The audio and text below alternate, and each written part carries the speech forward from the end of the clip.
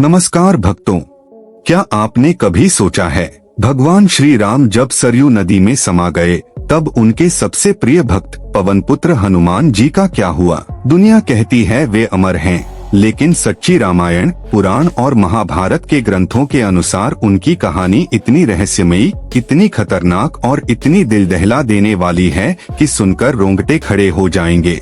आज हम खोलेंगे उस अनकहे राज को। तैयार हैं? तो सुनिए। अयोध्या में रामराज्य की आखिरी शाम, सूरज डूब रहा था, जैसे स्वयं भगवान सूर्य देव भी रो रहे हों। भगवान राम, लक्ष्मण, भरत, शत्रुघ्न और सीता माता के साथ सरयू तट पर पहुँचे। चारों भाई दिव्य रूप में जल समाधि लेने को तैयार थे। वानर सेना, रीछ, पक्षी सब रो रहे थे।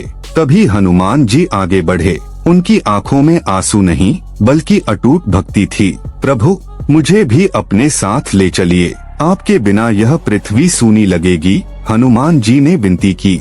राम मुस्कुराए, वह दिव्य मुस्कान जो पूरे ब्रह्मांड को रोशन कर दे।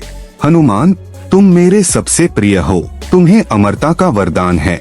जब तक मेरे नाम की गूंज इस संसार में रहेगी, तुम जीवित रहोगे। तुम्हारा कार्य अभी अधूरा है। जाओ, जहाँ जहाँ राम कथा होगी वहाँ गुप्त रूप से विराजमान रहो। कलयुग में तुम ही मेरे भक्तों के रक्षक बनोगे। हनुमान जी का हृदय टूटा, लेकिन आज्ञा मान ली। राम सरयू में समा गए। पूरा आकाश दिव्य प्रकाश से भर गया, लेकिन हनुमान जी वे एक पत्थर की तरह खड़े रह गए। उनकी छाती में राम सीता का चित्र हमेशा की तरह ज्योतिर्मय था। फिर शुरू हुआ सस्पेंस। हनुमान जी अचानक गायब हो गए। कोई नहीं जानता वे कहाँ चले गए। कुछ भक्त कहते हैं वे सीधे हिमालय चले गए, लेकिन ग्रंथों में और गहरा राज है। हनुमान जी हिमालय की सबसे ऊंची, सबसे रहस्यमयी गुफा में पहुँचे। वहाँ उन्होंने अपनी नाखूनों से चट्टान पर पूरी राम कथा लिखी, हनुमत रामायण।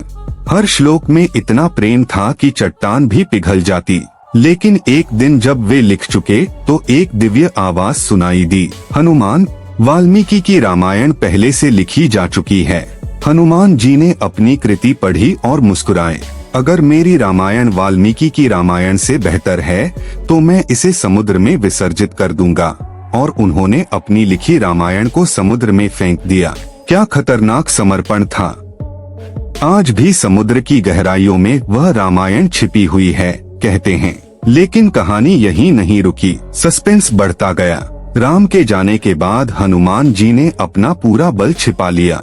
वे एक साधारण वानर रूप में घूमने लगे, लेकिन उनका तेज इतना था कि पर्वत कांपते थे। एक दिन हजारों साल बाद द्वापर युग में पांडव वनवास पर थे। भीम अपनी शक्ति का घमंड कर रहा था। अचानक रास्ते में एक बूढ़ा वानर मिला, जिसकी पूंछ रास्ते में पड़ी थी।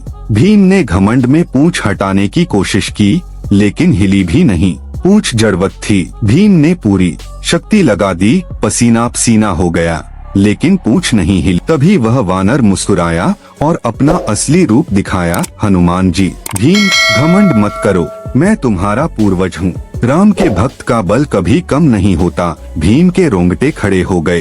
हनुमान जी ने उसे आशीर्वाद दिया और गायब हो गए। फिर महाभारत का युद्ध। अर्जुन के रथ पर ध्वज फहरा रहा था। दुश्मन के सारे अस्त्र उस ध्वज को छूते ही नष्ट हो जाते थे। कृष्ण ने बाद में बताया, अर्जुन, तुम्हारे रथ पर हनुमान जी स्वयं विराजमान थे, इसलिए तुम्हारा रथ कभी नष्ट नहीं हुआ। तो भक्तों, हनुमान जी कहाँ गए? वे गए ही नहीं, वे आज भी हैं। जहाँ राम नाम का कीर्तन होता है वहाँ वे गुप्त रूप से मौजूद रहते हैं। कलयुग में वे सबसे ज्यादा जागृत हैं। कोई संकट आए, जय बजरंगबली पुकारो, वे तुरंत पहुँच जाते हैं। लेकिन एक और खतरनाक राज। कुछ पुराण कहते हैं हनुमान जी पाताल लोक में भी गए, जहाँ उन्होंने वासुकी नाग से मुलाकात की। वहाँ उन्होंने देखा कि ब्रह्मांड की कई युगों की लीला चल रही है। राम अवतार बार बार आते जाते रहेंगे और वे हर बार उनके साथ होंगे। हनुमान जी की कहानी खत्म नहीं होती।